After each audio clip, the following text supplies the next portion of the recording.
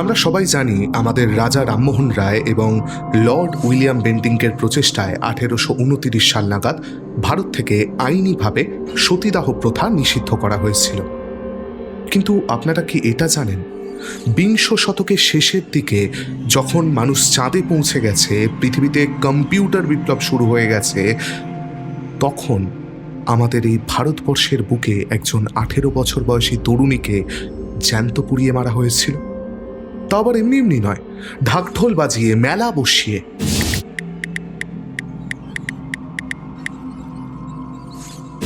নমস্কার, আমি অর্ণব, আর আপনারা দেখছেন অপরাধ সূত্র। এখানে আমরা গল্প বলি না কোনো বইয়ের পাতা থেকে নয়, বরঞ্চ সরাসরি পুলিশের খাতা থেকে। আজকে আপনাদের যে ঘটনাটা শোনাবো সেটা কোনো তথাকথিত মার্ডার মিস্ট্রি বা গ্যাংস্টার স্টোরি না, যেগুলো আমরা সাধারণত শুনিয়ে থাকি। এটা এমন একটা সামাজিক অপরাধ বা সামাজিক ব্যাধির গল্প যা আজ থেকে প্রায় 4 দশক আগে গোটা ভারতবর্ষ তো বটেই, এমনকি গোটা বিশ্বকে পর্যন্ত স্তব্ধ করে দিয়েছিল।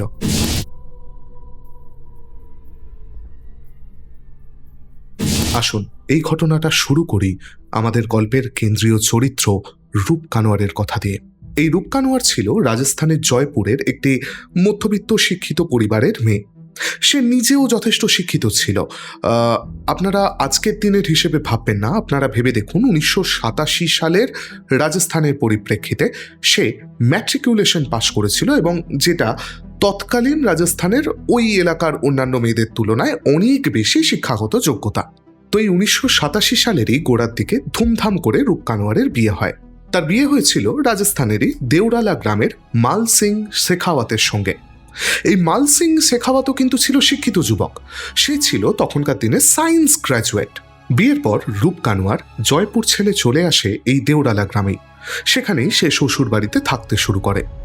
তার বিবাহ জীবনের শুরুর দিকটা অত্যন্ত ভালো ছিল, কিন্তু সেটা বেশি দিন স্থায়ী হয়নি, মাত্র 7-8 মাস স্থায়ী হয়েছিল। তারপরেই তাসের ঘরের মতো ভেঙে পড়ে তার সুখের সংসার।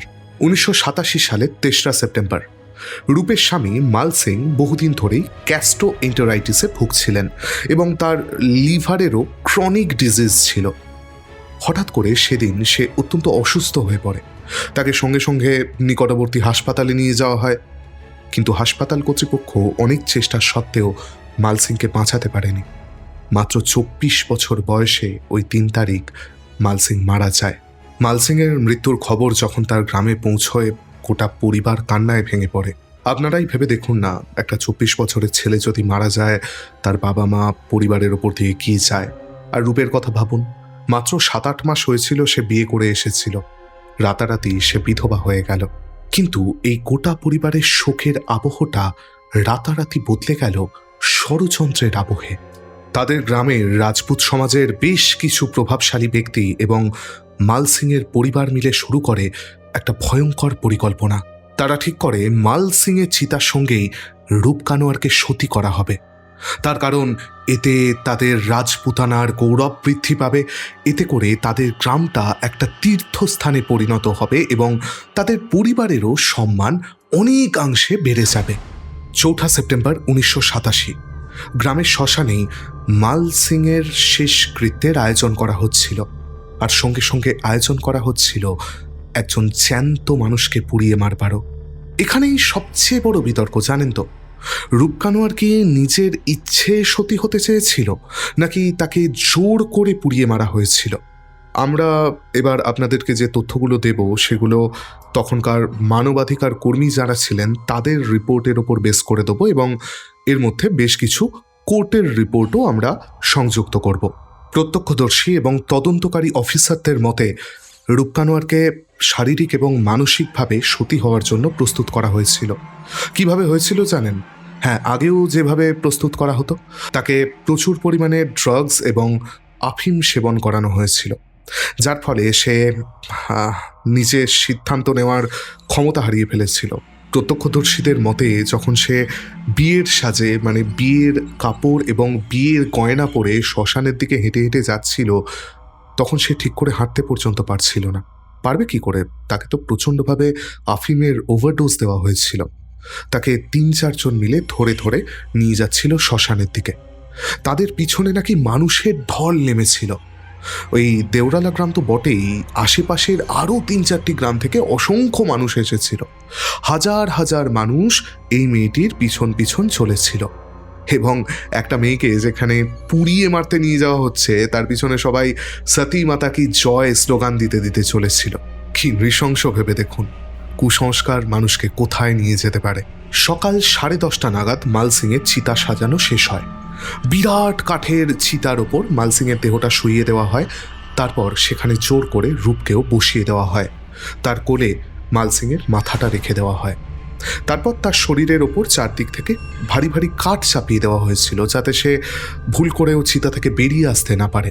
বেলা 11:30 নাগাদ মালসিংয়ের ছোট ভাই চিতায় আগুন লাগিয়ে দেয়। দাউ দাউ করে জ্বলে ওঠে চিতার আগুন। সেই আগুনের শিখার স্পর্শ শরীরে রাখতেই রূপ কানোয়ারের নেশা ছুটে যায়। সে পরিত্রাহী চিৎকার করে বেরোবার চেষ্টা করতে থাকে, কিন্তু ততক্ষণে তাকে ঘিরে, তার চিতা ঘিরে দাঁড়িয়ে গেছে বেশ কিছু রাজপুত যুবক। তাদের কারোর হাতে তলোয়ার, কারোর হাতে লাঠি। কেউ সেই তলোয়ারের ডগার আঘাতে তাকে চিতার মধ্যে রাখার চেষ্টা করছে, আর কেউ সে বেরোতে গেলে লাঠির বাড়ি মারছে। মাত্র কয়েকটা মিনিটের মধ্যেই জ্যান্ত একটা মেয়ে পুড়ে ছাই হয়ে যায়। আর মানুষের সে কি উল্লাস! যাতে মেয়েটার চিৎকার কেউ শুনতে না পায়, তাই এই পুরো সময়টা জুড়ে এই মানুষগুলো ঢাকঢোল বাজিয়েছিল, স্লোগানিং করেছিল, ধর্মীয় স্লোগানিং। নিষ্ঠুরতা এখানেও শেষ নয়। মেয়েটি যখন মারা গেল তারপরেও কিন্তু তারা তাদের ভুল বোঝেনি। তারা এটাকে ধর্মীয় মাহাত্ম্য হিসেবে প্রচার করেছিল। এমনকি আপনারা যদি আজকেও রূপ কানোয়ার কেস নামে ইউটিউবে সার্চ করেন, আপনারা বেশ কিছু ভিডিওস দেখতে পাবেন যেখানে তারা বলছে যে মেয়েটির চিতায় নাকি কেউ আগুন দেয়নি, মেয়েটির সতী শক্তি নাকি আগুন লাগিয়ে দিয়েছিল চিতায়। সেই আগুনেই মেয়েটি পুড়ে স্বর্গে গেছিল। সে যখন পুড়ছে তার চারিদিকের থেকে নাকি একটা জ্যোতি বের হচ্ছিল। আপনারা ইউটিউবে পাবেন, আমার কথা বিশ্বাস না হলে আপনারা একবার গিয়ে দেখবেন।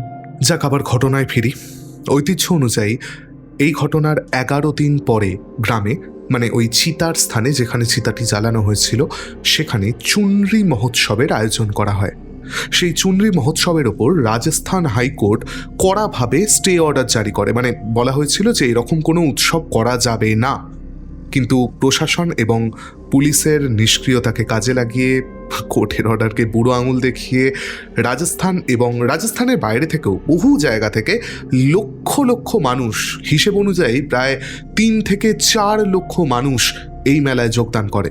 এবার আমরা তো জানি আমাদের এখানে সাধারণত কোনো মেলা বসে কোনো পুজোকে উপলক্ষ করে, কোনো একজন দেবী বা দেবতার পুজো হয়, সেই দেবতার পুজোকে কেন্দ্র করে মেলা বসে। ওখানে রূপ কানোয়ারকে দেবী হিসেবে পুজো করা হয় এবং একটা তহবিল তৈরি করা হয়েছিল, ফান্ড তৈরি করা হয়েছিল, যেখানে বহু লক্ষ লক্ষ টাকা ডোনেশন জমা পড়ে একটা সতী মন্দির তৈরি করবার জন্য। এবার এত বড় একটা জনসমাগম, এত বড় একটা ঘটনা, এটা তো চাপা দেওয়া যায় না। মিডিয়ার দৌলতে এই ঘটনা আগুনের মতো ছড়িয়ে পড়ে গোটা ভারতবর্ষ প্রথমে, তারপর গোটা বিশ্বে। সঙ্গে সঙ্গে জয়পুর এবং দিল্লির নারী সুরক্ষা কমিটির মেম্বাররা, তখনকার সুধী সমাজ, বুদ্ধিজীবী মানুষজন রাস্তায় নামেন। তারা প্রতিবাদ করেন। তারা বলেন যে এটা কোনো ধর্মীয় আচার বা ধর্মীয় ঘটনা নয়, এটা একটা ঠান্ডা মাথায় খুন। মানবাধিকার কর্মীরা দাবি করেন যে যারা একটা 18 বছরের মেয়েকে তলোয়ারের ডগায় ড্রাগ দিয়ে চিতায় পুড়ে মরতে বাধ্য করেছে, তাদের যেন খুনির শাস্তি দেওয়া হয়, অর্থাৎ তাদের ফাঁসি চাই। তবে তখনও সমাজের মাথারা, রাজপুত সমাজের মাথারা দাবি করেন যে এটা তাদের ধর্মীয় স্বাধীনতার অংশ, তাদেরকে তাদের ধর্ম পালন করতে দিতে হবে এবং এখানে আইনের কোনো হস্তক্ষেপ বা বাইরের কোনো মানুষের হস্তক্ষেপ তারা গ্রাহ্যও করবে না, সহ্যও করবে না। কিন্তু আপনাদের একটু আগেই বললাম, মনে আছে, এই ঘটনা ভারতবর্ষ হয়ে ছড়িয়ে পড়েছিল গোটা বিশ্বে। গোটা বিশ্ব থেকে ভারতবর্ষের ওপর ডিপ্লোম্যাটিক প্রেশার আসতে শুরু করে। গোটা বিশ্বে তো এই ঘটনা নিয়ে নিন্দার ঝড় উঠেছিল। গোটা বিশ্ব থেকে ভারতের তৎকালীন প্রধানমন্ত্রী রাজীব গান্ধীর ওপর চাপ সৃষ্টি করা হয়। এই প্রেশারের ফলে তিনি বাধ্য হন 1987 শেষের দিকে একটা বিশেষ আইন প্রণয়ন করতে, the commission of Sati prevention act 1987। এই আইনের অধীনে সতীদাহ প্রথাকে পুনর্জীবিত করা, সতী হওয়াকে সমর্থন করাকে সম্পূর্ণরূপে আইনিভাবে নিষিদ্ধ ঘোষণা করা হয়। সতীদাহ প্রথার গ্লোরিফিকেশন, সতী মন্দির তৈরি করা এবং মেলা চালানোকে জামিন অযোগ্য ধারা হিসেবে চিহ্নিত করা হয়। আচ্ছা, এই ঘটনাটা শুনতে শুনতে আপনাদের ভীষণ রাগ হচ্ছে না? আমারও হচ্ছে, জানেন। আমি যখন ইউটিউবে যে ভিডিওগুলোর কথা বলছিলাম সেগুলো যখন দেখছিলাম এবং এই ঘটনাটা যখন আমি ডিটেলসে পড়ছিলাম, আমার ভীষণ রাগ হচ্ছিল। মনে হচ্ছিল যে লোকগুলো মেলায় অংশগ্রহণ করেছে ওই 4-5 লাখ লোককে একটু আগুনের ছ্যাঁকা দিয়ে দেখানো হোক যে একটা মানুষ যদি জ্যান্ত অবস্থায় পুড়ে মরে তার কতটা ব্যথা হতে পারে। কিন্তু ভারতীয় আইন ব্যবস্থা, আইন তো তৈরি হলো, কিন্তু রূপ কানোয়ার কি বিচার পেয়েছিল? এতদিন ধরে আপনাদের এতগুলো গল্প শোনাচ্ছি, কতগুলো ঘটনায় সঠিক বিচার হয়েছে বলুন তো? এখানেও সেম আমরা দেখতে পাবো ভারতের আইন ব্যবস্থার বাস্তবতা। পুলিশ এই ঘটনায় রূপ কানোয়ারের শ্বশুর সুমের সিং, তার দেওর এবং গ্রামের আরও প্রভাবশালী বেশ কিছু জনকে মিলিয়ে মোট ৪৫ জনকে গ্রেপ্তার করে। তাদের বিরুদ্ধে খুনের সহায়তা, সতীদাহ প্রথার গ্লোরিফিকেশনের অভিযোগ আনা হয়। কিন্তু মজার ব্যাপার কি জানেন? আইনি লড়াই চলে কয়েক দশক, কিন্তু এই কয়েক দশকের মধ্যেই এই সমস্ত লোকগুলো আস্তে আস্তে খালাস পেতে থাকে। কেউ শাস্তি পায়নি। আই রিপিট, কেউ শাস্তি পায়নি। এর পিছনে প্রধান কারণ ছিল দেওরালা গ্রামের অধিবাসীদের নীরবতা। ঘটনার দিন শ্মশানে হাজার হাজার মানুষ উপস্থিত ছিল, আমি আপনাদের আগেই বলেছি, কিন্তু তারা কেউ রূপ কানোয়ারের শ্বশুরের বিরুদ্ধে সাক্ষীই দেয়নি। তারা বলেছিল তারা ওই দিন কিচ্ছু দেখেনি, কারণ তাদের মনে হয়তো সমাজচ্যুত হওয়ার ভয় ছিল, অথবা তাদের মনেও ওই ধর্মীয় গোঁড়ামি ছিল।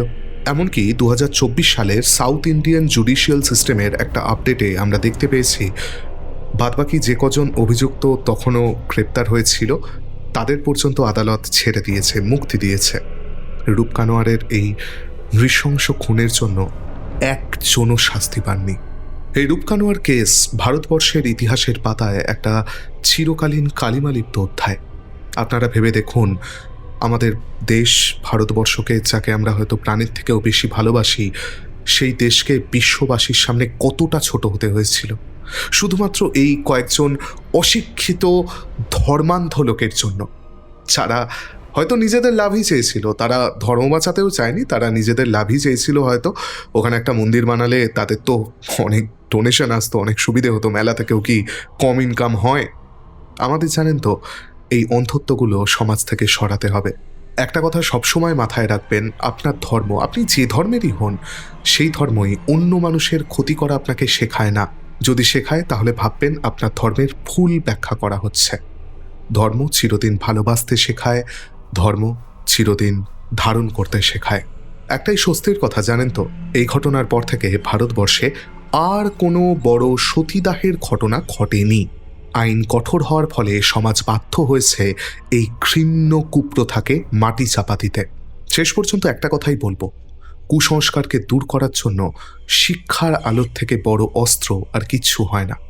আমাদেরকে সমস্ত মানুষকে এই সমস্ত কুসংস্কারগুলোর বিরুদ্ধে সচেতন করতে হবে। যাক, আজকের ঘটনা এই পর্যন্তই। আমাদের আজকের ঘটনা আপনাদের কেমন লাগলো আমাদেরকে কমেন্ট সেকশনে লিখে জানান। কমেন্ট সেকশন আপনাদের জন্য আমরা সব সময় খোলা রাখি। এছাড়া যদি ভালো লেগে থাকে তাহলে ভিডিওটাকে লাইক এবং হাইপ করতে পারেন, এবং আমাদের চ্যানেলটাকে সাবস্ক্রাইব করলে আমরা বাধিত থাকব। অনেক ধন্যবাদ।